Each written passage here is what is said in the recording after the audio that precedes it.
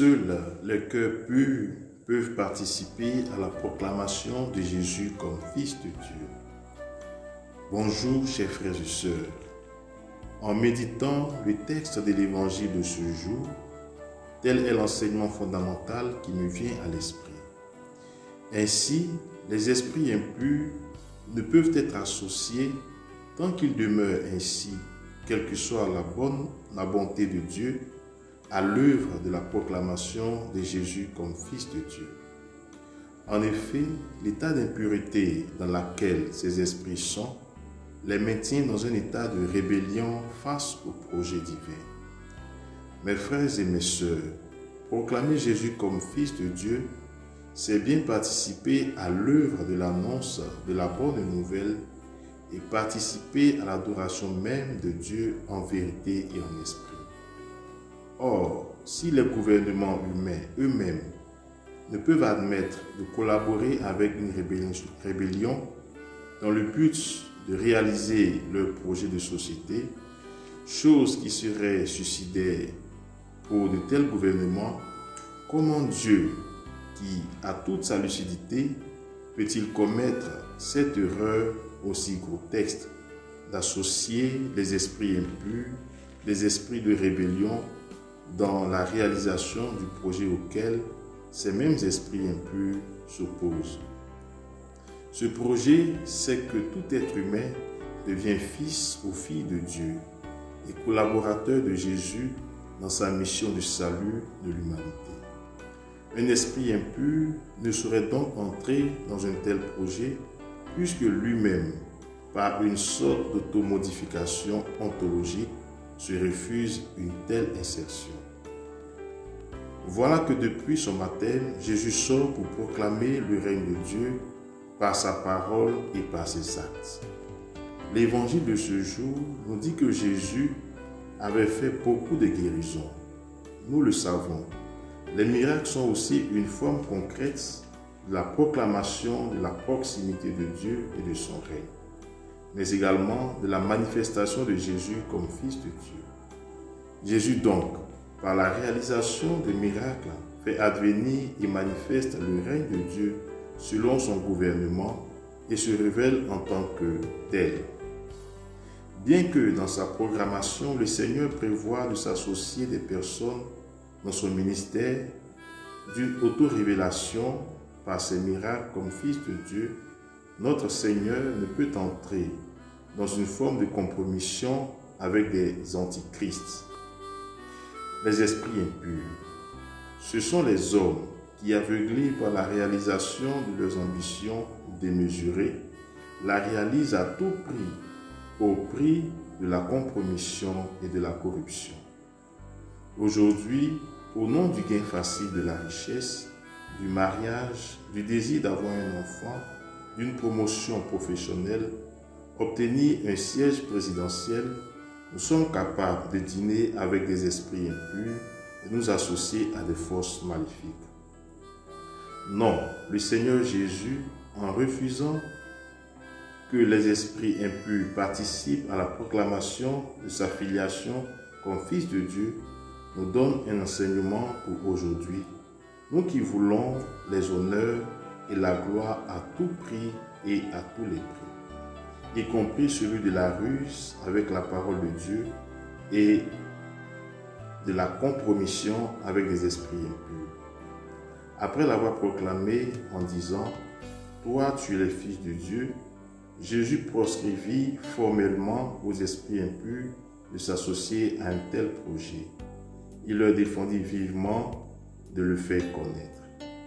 Une personne qui ne sait pas discerner ce qui vient des esprits impurs et donc de l'esprit mauvais, de ce qui vient de l'esprit pur et donc de Dieu, est une proie facile. Jésus n'est pas une personne légère, un garçon facile comme cela se dit chez nous. Toutes les compagnies peuvent être utiles, mais toutes les compagnies ne nous feront pas avancer dans notre projet selon la volonté de Dieu. Certaines nous seront nuisibles ainsi qu'au projet de Dieu pour nous.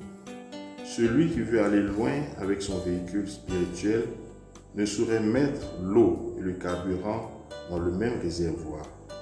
L'esprit pur et l'esprit impur ne peuvent faire bon ménage. Un esprit rebelle et un esprit filial ne peuvent marcher ensemble.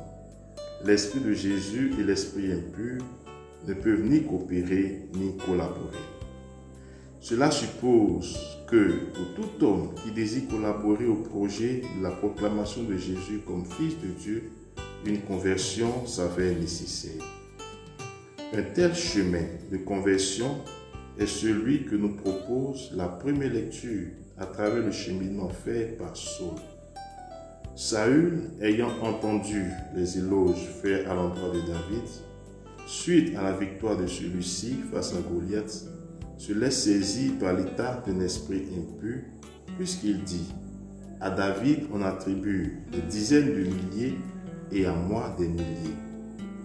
Il ne lui manque plus que le trône. » Et la première lecture continue en disant « Depuis ce jour-là, Saül regardait David avec méfiance. » Voir donc Saül habité par l'esprit de jalousie, de concurrence et au final par un esprit de méfiance, celui qui nourrit ou couvre un esprit de jalousie, de méfiance, enfantera le meurtre. Rappelons-nous que le meurtre d'Abel est né de la jalousie de Caïn. D'ailleurs, Saül fait connaître son intention de faire mourir David. Saül est donc finalement habité par un esprit impur, jalousie, méfiance et crime.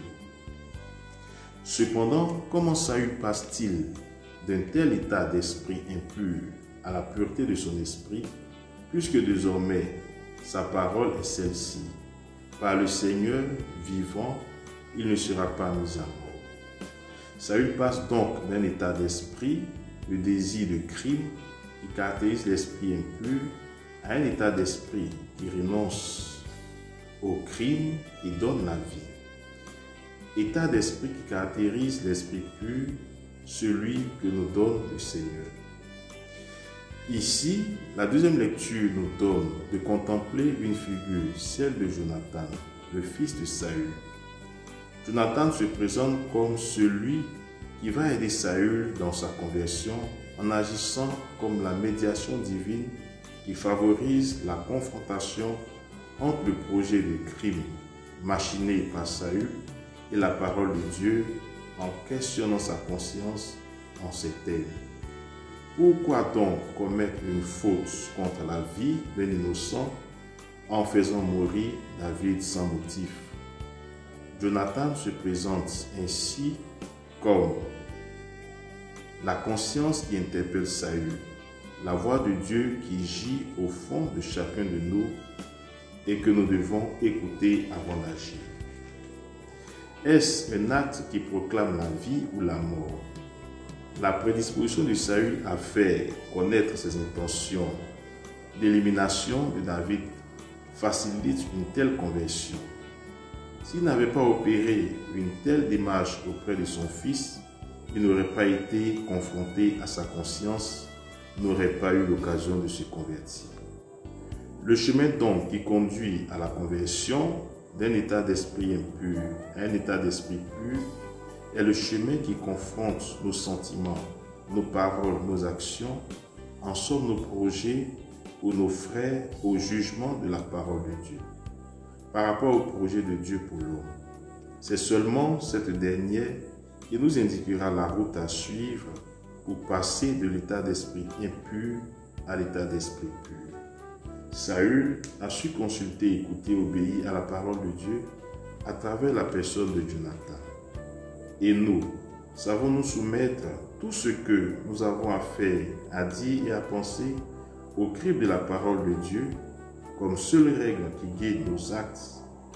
Et si nous voulons participer au projet de Dieu et proclamer Jésus comme son Fils par nos vies, il nous faut devenir nécessairement familiers de la parole de Dieu, la consulter, l'écouter et la pratiquer. Seul chemin qui permet de passer d'un état d'esprit impur à un état d'esprit pur. Que la parole de Dieu demeure notre seule sagesse qui inspire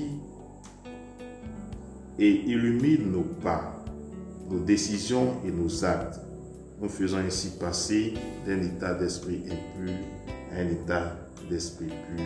Amen.